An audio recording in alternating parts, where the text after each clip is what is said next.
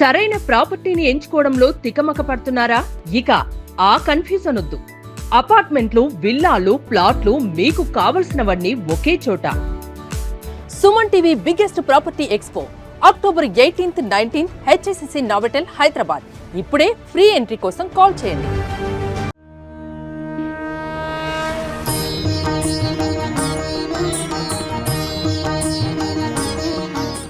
ధనత్రయోదశి అని అంటే బోలెడంత బంగారం కొనుక్కోవడం, లేదంటే ఏదో ఒక రూపేణా ధనాన్ని ఇంట్లో పోగేసుకోవాలి అని ఒక కంపల్సరీ పెట్టేయడం.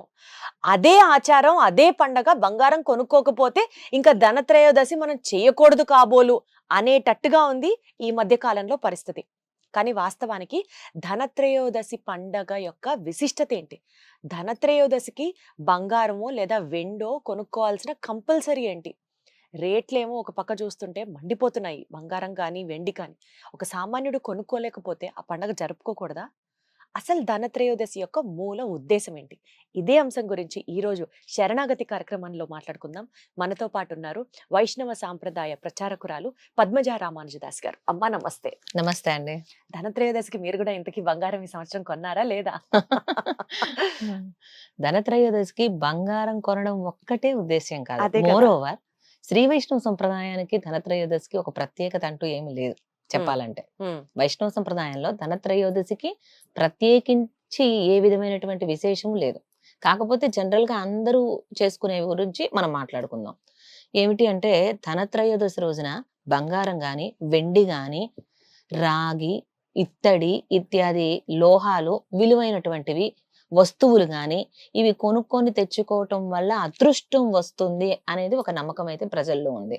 దానికి తోడు మన జ్యువెలరీ షాప్ వాళ్ళు కూడా దాన్ని కొంచెం అగ్నికి ఆజ్యం పోసినట్లుగా పెంచుతూ వచ్చారు. అది ఒక నమ్మకం అయితే భక్తులలో ఉంది, ప్రజలలో ఉంది. మనం విలువైన ఆభరణాలు గాని, వెండి వస్తువులు గాని ఏదైనా కొనుక్కుంటే అదృష్టం వరిస్తుంది అంటూ.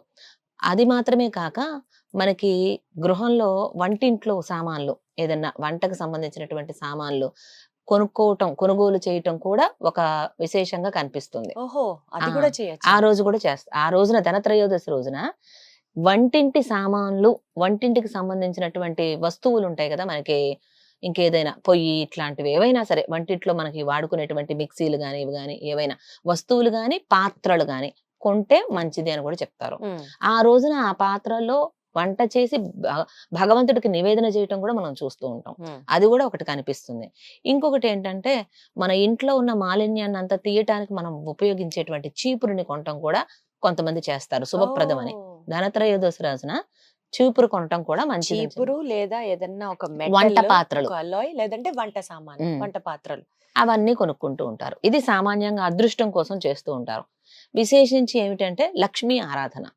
ధనత్రయోదశి రోజున ప్రారంభం చేసి 5 రోజుల పాటు, ధనత్రయోదశి రోజున, నరక చతుర్దశి రోజున, దీపావళి రోజున, అలాగే బలిపాడ్యమి, యమద్వితీయ అంటారు. ఈ 5 రోజులు కూడా లక్ష్మీదేవికి ప్రత్యేక ఆరాధన చేసేటువంటి వాళ్ళు కూడా మనకి కనిపిస్తారు. కొన్ని పురాణాలలో కొన్ని ఐతిహ్యాలు ఇలా కనిపిస్తాయి. దీనిలో ఏమిటంటే ముందు ధనత్రయోదశి రోజున గాని ఆ రోజు నుంచి మొదలు పెట్టుకుని ఈ 5 రోజులు కూడా సాయంత్రం పూట లక్ష్మీదేవికి విశేషమైన ఆరాధనలు చేస్తారు. లక్ష్మీ అష్టోత్తరం చేయటం, అష్టోత్తర శతనామ స్తోత్రమైనా చేయవచ్చు, అష్టోత్తరము చేయవచ్చు, స్తోత్రమైనా చేయవచ్చు. అలాగే దీపారాధన చేయటం, తులసమ్మ దగ్గర దీపారాధన, ఇంటిలో దీపారాధన, అలాగే బయట గడప దగ్గర దీపారాధన. ధనత్రయోదశి రోజున విశేషించి 13 దీపాలు వెలిగించి దక్షిణం వైపు పెట్టేటువంటి ఒక సంప్రదాయం కూడా మనకు కనిపిస్తుంది. ఏంటమ్మా ఆ దీపాల విశేషత? 13 దీపాలు. అసలు ధన్తేరస్ ఎందుకు వచ్చిందంటే, ధన్ అంటే సంపద, తేరస్ అంటే 13. ధన్, తేరస్ అని 2 సంస్కృత పదాల కలయికే ధన్తేరస్, ధనత్రయోదశి. ఆశ్వయుజ బహుళ త్రయోదశి రోజున ధన్తేరస్ గా జరుపుతారు. దీనికి ఒక కథ ఏమిటి అంటే, ఒక ఐతిహ్యం అంటే సంప్రదాయంలో లేదండి, నేను ముందే చెప్తున్నాను, శ్రీ వైష్ణవ సంప్రదాయంలో లేదు. కానీ అన్ని సంప్రదాయాలు మనం మాట్లాడుకుంటున్నాం కాబట్టి ఒక ఐతిహ్యం ఏం చెప్తారంటే, ఒక రాజుగారు ఉన్నారు, 16 సంవత్సరాల రాజు, యువరాజు. ఆయనకి ఒక జాతక రీత్యా ఒక దోషం ఉంది. వివాహమైన 4వ రోజున ఆయనకి మరణగండం ఉంది అని. అయితే అది ముందుగా తెలుసుకున్నటువంటి పురోహితులు వాళ్ళు ఉంటారు కదా, ఆయన హెచ్చరిస్తారు. సరే వివాహం జరిగింది ఆ రాజుగారికి, యువరాజుకి. వచ్చినటువంటి ఆ భార్య, నూతన దంపతులు ఆమె ఏం చేశారంటే భర్త యొక్క శ్రేయస్సు కోసం ఆ త్రయోదశి రోజున, అంటే అది 4వ రోజు అయింది వాళ్ళకి వివాహం అయ్యి. ఉమ్. ఆ రోజున ఆమె రాత్రి తెల్లవార్దులు కూడా ఆయన్ని పడుకోనివ్వకుండా భగవంతుని యొక్క లీలలు, కథలు, ఐతిహ్యాలు ఇవన్నీ చెప్తూ, చెప్తూ. భజనలు చేస్తూ, కీర్తనలు, స్తోత్రాలు ఇవన్నీ పాడుతూ, ఇది మాత్రమే కాకుండా ఇంటి బయట రాశిగా బంగారము, వెండి నాణేలు ఇవన్నీ కూడా పోగువేసి ఇంట్లో బయట మొత్తం అంతా కూడా దీపాలతోటి దేదీప్యమానంగా ప్రకాశవంతంగా ఉండేటట్లుగా చేసింది ఆ నూతన వివాహిత ఆ స్త్రీ, రాజుగారి భార్య. అయితే దీని కారణంగా ఏమవుతుందంటే ఆ దీపాల ప్రకాశం ఫస్ట్ థింగ్. 2 ఆ బంగారము, వెండి నాణేల రాశి నుంచి వచ్చేటువంటి ఉజ్వలమైనటువంటి కాంతి. వెరసి యమధర్మరాజు వచ్చాడు ఈయన తీసుకువెళ్ళటానికి ఒక సర్పం రూపంలో. పాము కాటు వేసి చనిపోతాడని ఉంది జాతకంలో. అంటే ఆవిడకి తెలుసా ఆ విషయం? పురోహితులు చెప్పారు. ఉమ్. జాతకం చూపించుకుంటారు కదా రాజులు అనేటప్పటికి. ఆ యువరాజు గారికి ఇలాగ జ్యోతిష్యంలో ఇలా గండం ఉంది, పాము కాటుకి వివాహం అయిన 4వ రోజు మరణిస్తాడని చెప్పారు. ఉమ్. అందుకని ఈమె పెళ్ళి అవ్వగానే, వివాహం అవ్వగానే ఆ అమ్మాయి ఈ విధంగా చేసింది. పాము కాటు నుంచి తన భర్తను రక్షించడానికి, యమధర్మరాజు నుంచి తన పతి ప్రాణాలను దక్కించుకోవడం కోసం ఇవన్నీ చేసి కూర్చుంది. యమధర్మరాజు రాత్రి అయ్యేటప్పటికి ఆ ఇంట్లోకి ప్రవేశించడానికి పాము రూపంలో వచ్చాట. సర్పం రూపంలో. సర్పం రూపంలో వచ్చేటప్పటికి ఈ ప్రకాశాన్ని చూసి అక్కడ ఆగిపోయారు. ఉమ్. ఆ వెండి బంగారు నాణాల గుట్ట మీద కూర్చొని ఆలకిస్తూ ఉన్నట్ట ఈమె చెప్తున్నటువంటి కథలు ఇవన్నీ. వీటితోటి మొత్తం జాగారం చేశారు రాత్రి తెల్లవారుదులు కూడా, యువరాజు వారి భార్య గారు ఇరువురు కూడాను. ఆయన వింటూ ఉన్నాడు. తెల్లవారింది, గండం అయితే గడిచిపోయిందిగా, ఉమ్. ఇంకా యమధర్మరాజు తిరిగి వెళ్ళిపోయారు. అలా భర్త ప్రాణాలను దక్కించుకుంది. ఆ దీప ప్రజ్వలన కాంతి వల్ల, బంగారు, వెండి నాణేలు, ఆభరణాలు వాటి కాంతి వల్ల ఆయన లోపలికి రాకుండా మోహపడిపోయి అక్కడే ఉండిపోవటం జరిగింది. అలా యమధర్మరాజు నుంచి రక్షణ కోసం ఆ ఐతిహ్యాన్ని బేస్ చేసుకొని ఈ రోజుకి కూడా కొంతమంది 13 దీపాలు, 13 త్రయోదశి కాబట్టి ఉమ్. 13 దీపాలు దక్షిణం దిక్కున యమధర్మరాజు అట్నుంచే కదా వస్తాడు. అందుకోసం అటువైపు అలాగా పెట్టడం అనేది ఒక సంప్రదాయం దక్షిణం కనిపిస్తుంది మనకి. దిక్కునే వస్తారా వస్తారు. యమధర్మరాజు? శ్మశానం అక్కడేగా ఉండేది. ఆహా. అందుకనే ఆ విధంగా, అంటే అట్నుంచి ఇటు వస్తాడు ఉత్తరం వైపుకి అట్లా. ఉమ్.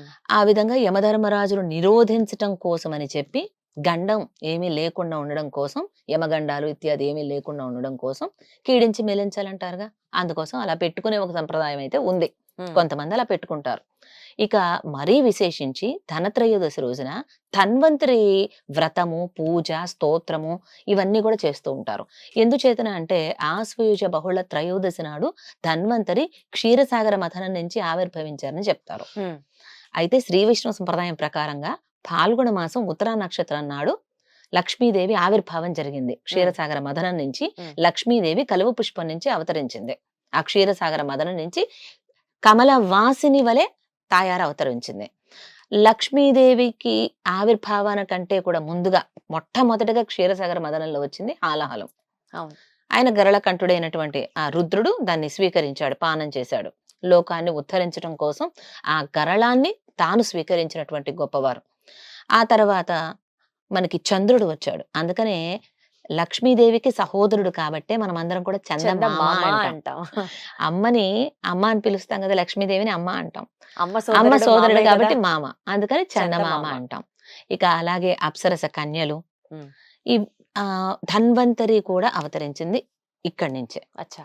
ఉచ్చైశ్రవము, ఐరావతము, ధన్వంతరి, చందమామ, అప్సరస కన్యలు ఇలా అందరూ కూడా అవతరించిన తర్వాత అప్పుడు అమ్మ కూడా ఆవిర్భవించింది. అసలు ఈ క్షీరసాగర మదనం జరిగిందే దేవతలు దానవులకు అమృతం కోసం అని చెప్పి. ఆ అమృతం కూడా వచ్చింది ఫైనల్ గా.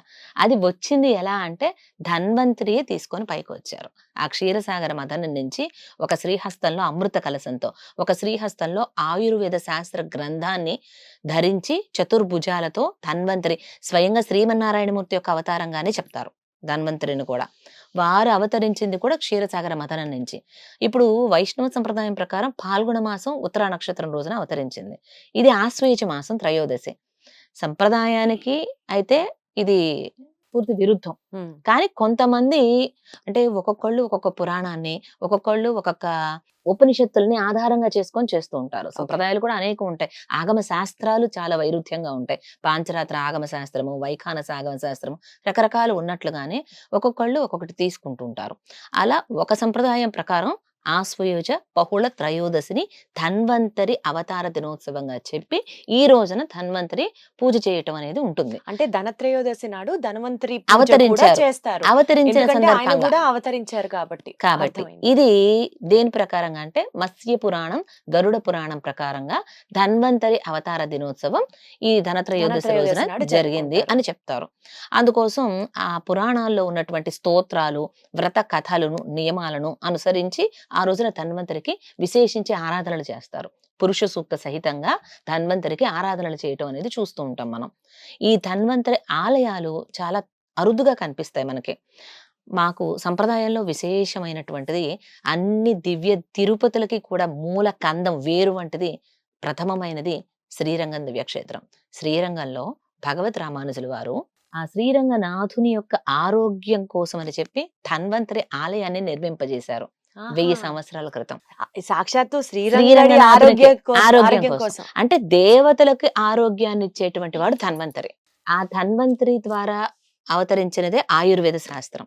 మనకి యునాని వైద్యం, యోగా, ప్రకృతి వైద్యం, ఆయుర్వేదం, హోమియోపతి ఇలా వీళ్ళందరూ కలిసి ఒక సొసైటీగా ఉంటారు కదా. వాళ్ళందరూ కలిసి 2016లో ఈ ధన్తేరస్ని ప్రపంచ ఆరోగ్య అంటే ఆయుర్వేద దినోత్సవంగా, ప్రపంచ ఆయుర్వేద దినోత్సవంగా ప్రకటించడం కూడా జరిగింది. అచ్చా. ధనత్రయోదశి నాడు ప్రపంచ ఆయుర్వేద దినోత్సవం ఆ రోజున జరుపుకుంటారు. అలా దేవతలకు కూడా ఆరోగ్యాన్ని ఇచ్చేటువంటి వాడు. ఇక్కడ భగవద్ రామానుజుల వారు రంగనాథుని ఆరోగ్యం కోసం ఎందుకు ధన్వంతరి ఆలయం నిర్మించారో తెలుసుకుందాం. ఒకనాడు శ్రీరంగం దివ్యక్షేత్రం చాలా పెద్దది, 156 ఎకరాల విస్తీర్ణంలో అమరి ఉంది. అనేక ఉపాలయాలు ఉంటాయి వందల సంఖ్యలో. అంత పెద్ద దివ్యక్షేత్రం. ఎంతో మంది రంగనాథునికి అనేక రకాలైనటువంటి నైవేద్యాలు తయారు చేస్తూ ఉంటారు. అవన్నీ తీసుకొచ్చి రంగడికి నివేదన చేశారు. రాత్రి వేళ సమయంలో సుమారుగా రామానుజుల వారు వేంచేసి రంగడిని చూడగానే, అయ్యో రంగనాథునికి జలుబు చేసింది, ఈ రోజున ఏమి తప్పిదం జరిగింది నైవేద్యాలలో అంటూ ఆ తళిగ అంటే వంట చేసేటువంటి వాళ్ళని పోటు అంటారు, లేకపోతే వంటశాల అంటారు, తళిగశాల అంటారు. అలా వాళ్ళని పిలిపించి అడిగారు, వాళ్ళ వంట చేసింది ఎవరు, ఏం చేశారు, ఏమి నివేదన చేశారు. అంటే మనం ఏదన్నా మనం ఇంటేక్ ఏదైతే దాని వల్లనే కదండి వచ్చేది రోగాలు. మనం కూడా డాక్టర్ దగ్గరికి వెళ్తే చూడండి, ఏం తిన్నారు నిన్న అని అడుగుతారు. వెంటనే అదే వస్తుంది క్వశ్చన్. హోమియోపతి అయితే మరీ విశేషంగా అడుగుతారు, తరచి. మామూలుగా అల్లోపతి డాక్టర్స్ అయినా ఇదే అడుగుతారు. మనం తీసుకునే ఆహారాన్ని బట్టే వస్తుంది. భగవంతునికి కూడా అంతే.